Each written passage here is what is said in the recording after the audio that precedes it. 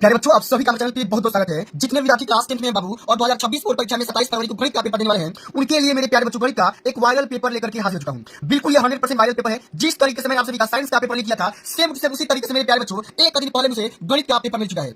अब जैसे ही मुझे पेपर मिला, मैंने क्या किया, मैंने तुरंत इसका सॉल्यूशन तैयार कर लिया। और मेरे प्यारे बच्चों, पेपर से पहले अगर आप इस पूरे वायरल पेपर का सॉल्यूशन तैयार कर लेते हैं तो गणित वाले पेपर में सभी का 70 में 68 नंबर बिल्कुल पता हो जाएगा, क्योंकि पूरा पेपर यही से फंसने वाला है, इससे बाहर कहीं नहीं जाएगा। और ये पूरा पेपर हर जगह वायरल हो चुका है। अब की बार टाइम मिल चुका है बाजी पर मेरे प्यारे बच्चों और मेरे प्यारे साथियों, बोर्ड परीक्षा में बोर्ड टॉपर की तरह गणित की कॉपी ना 95% लाने की पूरी गारंटी हमारे चैनल की तरफ से दी जाती है। तो बिल्कुल इसी प्रकार का पेपर दिया जाएगा। अब जैसे ये पेपर मिलेगा तो जोश में होश नहीं खोना है। यहाँ पर एकदम अच्छे से अपना रोल नंबर और यहाँ पर नाम एकदम बढ़िया तरीके से लिखना होगा। पेपर का आप यहाँ पे कोड देख सकते हैं, जो कि हर जगह वायरल हो चुका है। हर जिले में इसी कोड का पेपर छपकर जाने वाला है। 822 बीबी कोड कर दिया गया है। 70 नंबर के पूरा पेपर रहेगा और समय रहेंगे 3 घंटे 15 मिनट। अब मेरे प्यारे बच्चों, यहाँ पर कुछ नोट और निर्देश दिए गए हैं। एकदम आराम से सारे नोट को और सारे निर्देश पढ़ना है और तभी जाकर के पूरा पेपर सोल्व करना है। मैं यहाँ पे समय बिल्कुल वेस्ट नहीं करूंगा, सीधे मुद्दे की बात करूंगा, क्योंकि समय बहुत ही सिंसियरली चल रहा है। और सबसे पहले बात करेंगे खंड, जिसमें 20 नंबर के 20 विकल्प यहाँ से पूछे जाएंगे। और पहला क्वेश्चन क्या पूछा गया, बहुत ही सिंपल क्वेश्चन पूछा गया है कि एक परिमेय संख्या और एक अपरिमेय संख्या का योगफल कितना होता है मेरे प्यारे बच्चों। क्या परिमेय संख्या होता है, प्राकृतिक संख्या, पूर्ण संख्या या अपरिमेय संख्या होता है मेरे प्यारे बच्चों। तो कोई भी परिमेय संख्या मान के चलो 2 ले लो, और 2 में अगर कोई भी एक अपरिमेय संख्या जोड़ दोगे, इस दोनों का जो प्राप्त होगा वो कैसा होगा साथियों, वो हमेशा के लिए एक अपरिमेय संख्या ही मिलेगा। तो डी वाला ऑप्शन एकदम राइट आंसर हो जाएगा मेरे प्यारे बच्चों।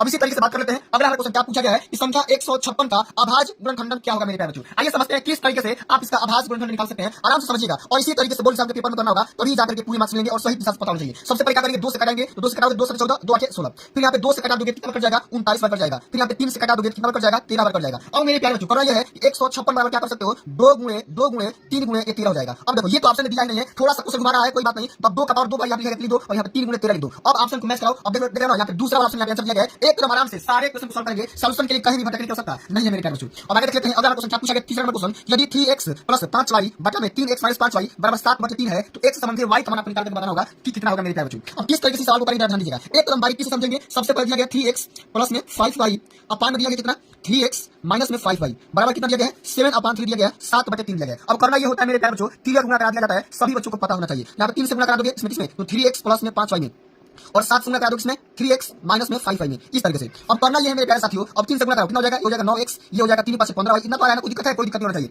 अब देखो यहाँ पर हो जाएगा 21x, ये हो जाएगा -में 35y। अब करना ये समझिएगा, एकदम ध्यान से समझिएगा। आपको इधर लेकर आओ तो 9x में से 21x घटा दोगे। अब देखो -35y यहाँ पर दिया गया है।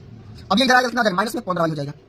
एकदम ध्यान से समझिएगा, पूरा पेपर समझिएगा। अब देखो 9 में से 21 जाएगा, नहीं जाएगा, कितना हो जाएगा साथियों, ये हो जाएगा 12, माइनस कितना जाएगा 12, यहाँ कितना जाएगा 12, यहाँ पे x आ जाएगा, ठीक ना, कितना जाएगा, ठीक ना। उसके बाद यहाँ पे क्या आ जाएगा समझिए, ये हो जाएगा आपका 50y माइनस में होगा। आपको करना यह है कि x बटे y निकालना है, माइनस माइनस कैंसिल हो जाएगा और x बटे में y अगर कर दोगे तो हो जाएगा 50/12 और कटा दो कितना जाएगा 25/6। आपको अनुपात निकालना था तो x संबंधी y बराबर कर सकते हो 25/6। अब देखो 25/6 किस ऑप्शन दिया गया है, तो आप देख सकते हैं पहला ही ऑप्शन दिया गया है। तो एकदम आराम से सारे क्वेश्चन पेपर का समझेंगे, ठीक ना, बारीकी से समझेंगे, कहीं से कोई दिक्कत नहीं होगा मेरे प्यारे बच्चों। और एकदम यही पेपर छपकर जाने वाला है। अगला हमारा क्वेश्चन क्या पूछा गया है, इस समीकरण का विविधकर क्या होगा आपको बताना होगा। 3x² - 2x + 1/3 दिया गया है बराबर 0 दिया गया है। इसमें d का मान निकालना होगा। सबसे पहले यहाँ पे क्वेश्चन लिख लेते हैं, 3x² - 2x + में 1/3 बराबर 0 दिया गया है। अब करना यह है मेरे प्यारे साथियों, सबसे पहले बात करेंगे यहाँ पर a बराबर कितना हो जाएगा, a बराबर कितना हो जाएगा 3, a बराबर 3 हो जाएगा, b बराबर क्या हो जाएगा माइनस का 2 हो जाएगा, c बराबर क्या हो जाएगा 1/3 हो जाएगा। अब आप ही बताओ विविध बराबर क्या होता है, विविध का सूत्र क्या होता है, d बराबर क्या होता है b² - 4 × a × c होता है, इतना होता है ना। अब देखो b² में आप -2 का होल स्क्वायर कर दो, b का कितना -2 है, अब देखो -4 है तो 4, a का मान 3 और यहाँ पे c का मान कितना है 1/3 है, 3 से 3 कैंसिल हो जाएगा। अब ये कितना हो जाएगा 2 × 4 और यहाँ माइनस कैंसिल हो जाएगा और यहाँ माइनस बच गया 4, तो 4 से काटा तो कितना हो जाएगा 0 आ जाएगा। अब 4 से काटा तो 0 आ जाएगा, जो कि पहला वाला ऑप्शन में यहाँ पे आंसर दिया गया। एकदम आराम से करेंगे, पूरा पेपर लिख हो चुका है, समझ में। चलिए अब आगे देख लेते हैं अगला क्वेश्चन क्या पूछा गया मेरे प्यारे बच्चों, जरा ध्यान से समझिएगा। एक क्वेश्चन इंपॉर्टेंट है और सभी क्वेश्चन को बारीकी से समझने का पूरा प्रयास करेंगे।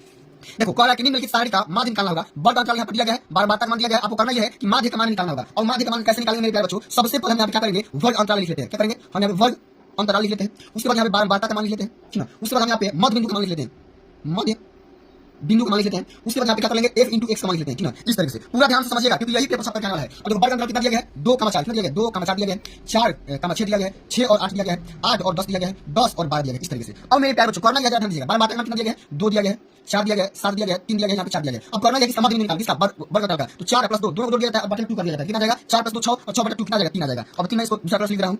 अब देखो इसको जोड़ो 6 + 4 10 हो जाएगा, 10/2 यानी 5 आ जाएगा, आराम से समझिएगा। और देखो 8 + 14/2 यानी 7 आ जाएगा, 8 और 10 18/2 यानी 9 आ जाएगा, 12 और 10 22/2 यानी 11 आ जाएगा। अब करना यह है कि बार मात्रा में और समाधि बिंदु में दोनों से गुणा करिए। और जब दोनों से गुणा करेंगे मेरे प्यारे बच्चों कितना जाएगा 3 दूना यहाँ पे 6 आ जाएगा, 5 चौके 20 आ जाएगा, 7 के 49 आ जाएगा, 29 27 आ जाएगा, आराम से समझिएगा, 11 44 आ जाएगा। इस तरीके से पूरा मान निकाल लिया। अब देखो माध्य बराबर क्या होता है, सबसे पहले ध्यान समझिएगा, एक क्वेश्चन इंपॉर्टेंट है, बारीकी से समझना होगा। सबसे पहले यहाँ पे ये जो बार मात्रा का मान आया है समेशन ऑफ f कर दो, इसका पूरा मान जोड़ो तो 20 आएगा। अब इसका मान निकालो समेशन ऑफ f × x कर दो, इसका अगर जोड़ो कितना आ जाएगा यहाँ पे, इसका मान आ जाएगा मेरे प्यारे बच्चों 1 4 6 आ जाएगा, एकदम ठीक ना 146 आ जाएगा। अब देखो माध्य बराबर क्या होता है मेरे साथियों, माध्य मतलब कि एक्स की पावर बार बराबर क्या आ जाएगा summation of F x T बटे में कितना आ जाएगा समेशन ऑफ एफ आ जाएगा और समेशन ऑफ एफ कितना दिया गया 146 बटा में 20 अब डिवाइड कर दोगे तो 7.3 निकल कर आ जाएगा और यही हमारा आंसर जाएगा। अब देख सकते हो 7.3 टाइप दिया होगा जो कि चौथा वाला ऑप्शन यहाँ पे दिया गया। देखो एकदम बारीकी से देखोगे पढ़ोगे समझ में आ जाएगा। अब अगर क्वेश्चन क्या पूछा गया ध्यान दीजिएगा, एक क्वेश्चन इंपोर्टेंट है मेरे प्यारे साथियों। कह रहा है त्रिभुज दिया गया एबीसी जिसमें डी भुजा बीसी के समांतर है, इस प्रकार एडी बराबर 1.5 सेंटीमीटर, डीबी बराबर 3 सेंटीमीटर और एई बराबर 2 सेंटीमीटर दिया गया है। तो एसी की माप आपको बताना होगा, एसी बराबर कितना होगा समझिएगा। सबसे पहले एक क्वेश्चन समझिएगा और क्वेश्चन समझोगे तो नहीं आ पाएगा आंसर इसका। देखो सबसे पहले क्वेश्चन बनाओ,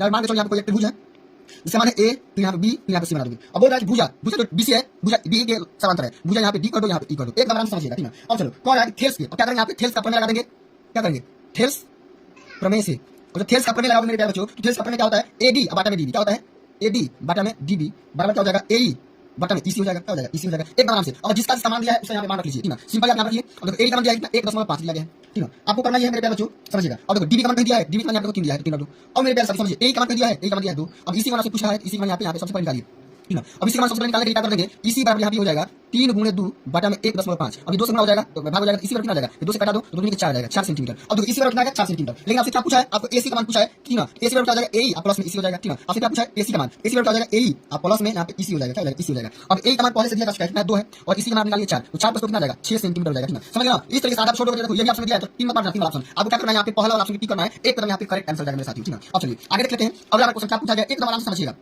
और एक बिंदु 2,3 और 4,1 के बीच की दूरी क्या करना होगा। अब दो बिंदुओं के बीच की दूरी का फार्मूला पता होना चाहिए। क्या होता है मेरे प्यारे बच्चों, डी बराबर क्या होता है रूट में होता है, कितना होता है जल्दी से कमेंट करके बता दीजिए। ये होता है मेरे प्यारे बच्चों x2 - x1 का होल स्क्वायर ठीक है, प्लस होता है y2 - y1 का होल स्क्वायर। एकदम यही फार्मूला होता है। अब इसको मान लेते हैं x1, इसको मान लेते हैं y1, इसको मान लेते हैं x2, इसको मान लेते हैं y2 ठीक है। इस तरीके से अब बताओ x2 का मान क्या दिया है, यहाँ मान 4 दिया है, x1 का मान यहाँ पे 2 दिया है, स्क्वायर कर दो, प्लस के प्लस कर दो, y2 मान कितना दिया है 1 दिया है, y1 मान कितना दिया है 3 दिया है। अब इसको यहाँ पे हटा करके यहाँ पे स्क्वायर कर दो। चलो बताओ 4 से 2 गया 2, अब 2 का यहाँ पे होल स्क्वायर कर दो, प्लस यहाँ पे -2 का फिर यहाँ पे होल स्क्वायर कर दोगे। आराम से समझ करिएगा, करेक्ट 2 के 4 हो जाएगा और 2 के 4 हो जाएगा, एक आराम समझिए। अब 4 + 60 आ जाएगा यहाँ पे 8 हो जाएगा। जब 8 का रूट निकालोगे कितना आ जाएगा 2/√2 हो जाएगा, जो कि आप यहाँ देख सकते हैं, जो कि दूसरा ऑप्शन में दिया गया। एक नंबर आराम से करेंगे पूरा मार्क्स मिलेगा, कहीं भी सॉल्यूशन क्लियर नहीं कर सकता नहीं है मेरे प्यारे साथियों। चलिए अब आगे देख लेते हैं अगला क्वेश्चन क्या पूछा गया है, यदि द्विघात समीकरण 3x² - 12x प्लस में m बराबर 0 के मूल बराबर है तो m का मान कितना होगा मेरे प्यारे बच्चों, ये आपको बताना होगा। समझिएगा एक नंबर आराम से समझिएगा, सारा क्वेश्चन बताऊंगा, परेशान होने की कोई बात नहीं है। सबसे पहले देखो हमारा समीकरण क्या दिया गया है, दिया गया है 3x² - में 12x प्लस में m बराबर 0 दिया गया। करेक्ट मूल बराबर है, जब मूल बराबर होगा मेरे प्यारे बच्चों समझिएगा ठीक है। यहाँ देखो a बराबर क्या हो जाएगा 3 हो जाएगा, b बराबर कितना हो जाएगा -12 हो जाएगा, c बराबर यानी कि m हो जाएगा। अब देखो मूल बराबर होने की आसानी आप लिख देंगे, मूल बराबर होने पर, मूल बराबर होने पर, और मूल बराबर होने का कंडीशन मेरे प्यारे बच्चों, मूल बराबर होने का कंडीशन ये है कि b² - 4ac बराबर 0 हो जाता है। जो भी विकर्ण का मान होता है वो 0 हो जाता है। समझ लेना। अब यहाँ से देखो, अब यहाँ से b का पहले मान निकालो, b का मान निकालिए तो b का मान -12 है, -12 का होल स्क्वायर कर दो, -4 × a का मान यहाँ पे 3 दिया गया और c का मान यहाँ पे m दिया गया बराबर 0 कर दो। और -12 का होल स्क्वायर हो जाएगा यहाँ पे 144 हो जाएगा और इसको उधर फेंक दो, कितना आ जाएगा 12m हो जाएगा। और यहाँ से 12 से 12 कैंसिल हो जाएगा, m का मान कितना आ जाएगा 12 आ जाएगा, m का मान कितना आ जाएगा 12 आ जाएगा, जो कि तीसरा वाला ऑप्शन यहाँ देख सकते हैं दिया गया है। एकदम आराम से पूरा पेपर का सॉल्यूशन देखते रहिए मेरे प्यारे बच्चों, यही पेपर में छक्का करने वाला है। सॉल्यूशन के लिए कहीं भी मत भटकना मेरे साथियों, समझ गए। चलिए 15 और यहाँ पे 25 का HCF यहाँ 5 दिया गया है, इसका LCM निकालना होगा समझिएगा। अब ये तो कर सकते हैं, कोई दिक्कत नहीं है। आप लोग जानते होंगे कि पहली संख्या गुणे दूसरी संख्या बराबर क्या होता है HCF इनटू क्या होता है LCM होता है मेरे साथियों। अब देखो पहली संख्या दिया गया कितना 15, दूसरी संख्या दिया गया 25, HCF का मान दिया गया 5, LCM का मान आपसे पूछ रहा है 5 से काटा दो 5 बार में, और 15 कितना हो जाएगा 75, 15 कितना हो जाएगा 75, और यही क्या होगा एलसीएम का मान निकल कर आ जाएगा। एकदम आराम से कर सकते हैं, देखो ना पूरा बढ़िया से बेसिक तरीके से कर सकते हैं, कहीं से कोई दिक्कत नहीं होगा। अब चलिए अगला क्वेश्चन क्या पूछा गया बच्चा, ये एक एपी दिया गया है, अर्थमेटिक प्रोग्रेशन दिया गया है, इसमें 3, 1, -1, -3 इस समांतर यहाँ निकालना होगा ठीक है। अब समांतर बराबर क्या होता है मेरे साथियों समझिएगा, समांतर बराबर होता ही है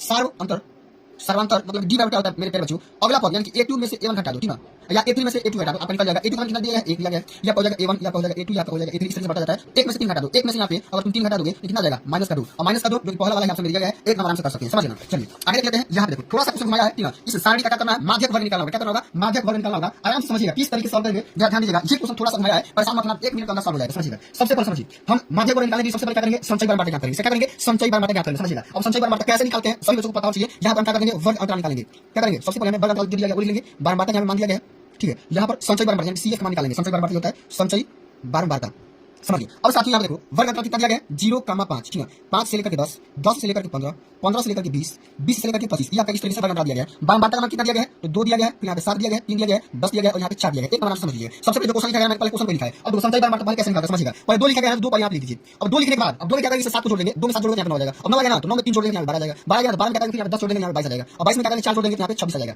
एक नंबर समझिएगा पूरा बढ़िया से। अब समझो बात यहाँ पे होगा कि कुल n बराबर बात करेंगे, कुल n का मान यहाँ पे यही होता है, ये जो होता है वो n का मान होता है, इसको भी जोड़ देना इतना ही आएगा 26 आएगा समझ गए, n का मान कितना यहाँ पे 26 आ जाएगा। अब हम क्या करेंगे सबसे पहले हम n/2 निकालते हैं, ऐसा क्यों मैं बताऊंगा 26/2 कर लोगे कितना आ जाएगा n/2 का मान यहाँ पर 13 आ जाएगा, क्या आ जाएगा 13 आ जाएगा समझिएगा। अब इस 13 को क्या करेंगे अब देखेंगे कि हम संख्या 12 सारणी में 13 से ठीक बड़ी संख्या, ठीक है, सबसे बड़ी संख्या क्या आएगी, ठीक 13 से बड़ी, ठीक 13 से बड़ी संख्या हम देख रहे हैं कि 22 आ रहा है, क्या आ रहा है 22 आ रहा है, ये वाला समूह आ रहा है, इसमें यहाँ पे 12 का मान संख्या 12 का मान 22 आ रहा है, ठीक है, तो संख्या जो वर्ग होगा अंतराल होगा क्या आ जाएगा 15 से लेकर 20 वाला अंतर हो जाएगा, और यही से पूरे बहुलक वर्ग क्या हो जाएगा माध्यक वर्ग हो जाएगा, क्या हो जाएगा 15 से 20 हो जाएगा, यानी डी वाला ऑप्शन एक यहाँ पे करेक्ट आंसर हो जाएगा। एक एकदम सिंपल भाषा में मेरे प्यारे साथियों कर सकते हैं, कोई दिक्कत है, कोई परेशानी है, कोई दिक्कत नहीं। चलिए अब आगे देखते हैं, अगला क्वेश्चन क्या पूछा गया है, और यदि tan a बराबर 1 दिया गया है तो 2 sin a into cos a का मान निकालना होगा, समझिएगा, समझो tan a का मान कितना दिया गया है, 1 दिया गया है। अब सभी बच्चों को पता होना चाहिए कि tan कितना डिग्री का मान 1 होता है, tan कितना डिग्री का मान 1 होता है, tan 45 डिग्री का मान, यहाँ से 1 मान कितना आ गया 45 डिग्री, कितना आ गया 45 डिग्री, और इसमें रख दीजिए 2 sin a मतलब 45 degree into cos a, cos मतलब 45 डिग्री, अब 2 मतलब 2 से गुणा कर दो, sin 45 कितना होता है √2, और यहाँ पे cos 45 का मान √2 होता है, जब √2 में √2 से गुणा करोगे 1/2 निकल कर जाएगा, और 2 से 2 कैंसिल हो जाएगा, तो इसका मान कितना आ जाएगा मेरे प्यारे साथियों, इसका मान यहाँ पर 1 ही आएगा, क्या आ जाएगा 1 आ जाएगा, समझ रहे हो ना, इस तरीके से कर सकते हैं। अब अगला क्वेश्चन क्या पूछा गया है कि एक वृत्त के केंद्र से 25 सेंटीमीटर दूर इसी बिंदु Q से वृत्त की स्पर्श रेखा की लंबाई 24 सेंटीमीटर दिया गया है, तो वृत्त की त्रिज्या निकालिए। अब वृत्त की त्रिज्या कैसे निकालेंगे, सबसे पहले क्वेश्चन कैसे समझ आएगा, जब आप लोग यहाँ पर फिगर बनाएंगे तब आएगा, ठीक है, आप लोग यहाँ पे एक फिगर बनाएंगे तब समझ आएगा। मान के चलिए कि ये आपका वृत्त है, ये आपका क्या है वृत्त है, अब वृत्त से कोई बाहर यहाँ पे क्या है एक बिंदु Q है, क्या है, अब इस बिंदु का मैंने यहाँ पे नाम कर लिया, मैंने यहाँ पर Q है। अब यहाँ पे देखो मैं यहाँ पे वृत्त का केंद्र मैंने मान लिया O है, अब यहाँ से O को Q से मिला दूं, अब Q से मिलाने के बाद यहाँ वृत्त की स्पर्श रेखा यहाँ पे आ रही है, इस तरह से आ रही है, ठीक है, अब वृत्त की स्पर्श रेखा की लंबाई है यहाँ पे ये वाली रेखा की लंबाई है वो कितना दे रखा है 24 दे रखा है, कितना दे रखा है, मान के चलिए कोई बिंदु यहाँ पे P मान लेते हैं, इस तरीके से 24 दिया है। अब करना ये मेरे प्यारे साथियों, ये आपको निकालना है, क्या निकालना है ये वाला, और ये वाला O से अगर Q अगर मिला रहे हो इसका मतलब कितना आ रहा है 25 आ रहा है, क्या आ रहा है 25 दिया गया, देखो लिखा गया कि वृत्त के केंद्र से 25 सेंटीमीटर दूर पर Q है, ये वाला 25 आ गया, ये वाला 24 आ गया, आपको क्या करना है O और P का मान निकालना होगा। तो O और P का मान निकालने के लिए हम यहाँ पे क्या करेंगे पाइथागोरस प्रमेय लगा देंगे, हम यहाँ क्या करेंगे पाइथागोरस प्रमेय लगा देंगे, क्या करेंगे पाइथागोरस प्रमेय लगा देंगे, एक आराम से समझिएगा पाइथागोरस प्रमेय। और पाइथागोरस प्रमेय क्या होता है मेरे प्यारे साथियों, ये होता है OP का स्क्वायर प्लस में हमारा क्या हो जाएगा P और Q का स्क्वायर, PQ का स्क्वायर बराबर यहाँ पे OQ का स्क्वायर हो जाएगा, क्या हो जाएगा यहाँ पे OQ का स्क्वायर हो जाएगा, ये आपस में 90 डिग्री एंगल बना रहा है, ठीक है, चलिए समझ गए। अब चलिए करना ये है मेरे प्यारे साथियों, OP का स्क्वायर आपको निकालना है, PQ दिया है 24 का स्क्वायर कर दो, OQ कितना दिया है 25 का स्क्वायर कर दो, एक आराम से समझिएगा पूरा पेपर समझ आएगा। OP का स्क्वायर बराबर हो जाएगा 24 का स्क्वायर हो जाएगा, यहाँ पे देखो 25 का स्क्वायर हो जाएगा 625, अब इसको लेकर इधर 5 हो जाएगा, यहाँ पे 576 क्या जाएगा 576।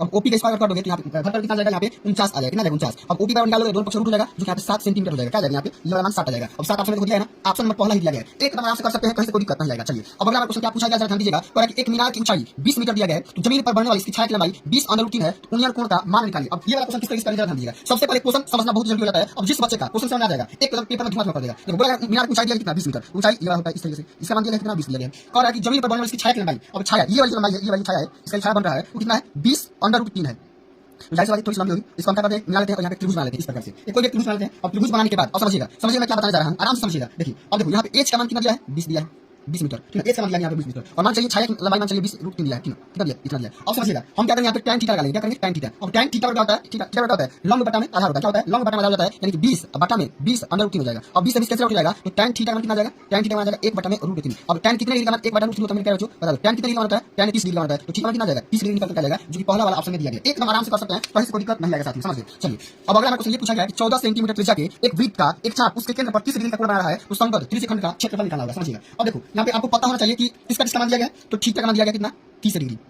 अब देखो आर का मान यहाँ पे रेडियस का मान कितना दिया गया, यहाँ पे 14 सेंटीमीटर, कितना दिया गया 14 सेंटीमीटर। आपसे बोल क्या रहा है मेरे प्यारे बच्चों, आपसे बोल रहा है त्रिज्यखंड का क्षेत्रफल, यहाँ पे लिखेंगे त्रिज्यखंड का क्षेत्रफल, त्रिज्यखंड का क्षेत्रफल का सूत्र पता होना चाहिए, क्या होता है मेरे प्यारे बच्चों, ये होता है थीटा बटा में 360 गुणे पाई r स्क्वायर होता है, कितना होता है ना। अब देखो थीटा का मान लेंगे 30 बटा में 360 गुणे हम क्या करेंगे यहाँ पे पाई का मान करेंगे 22/7 गुणे r का मान 14 गुणे 14।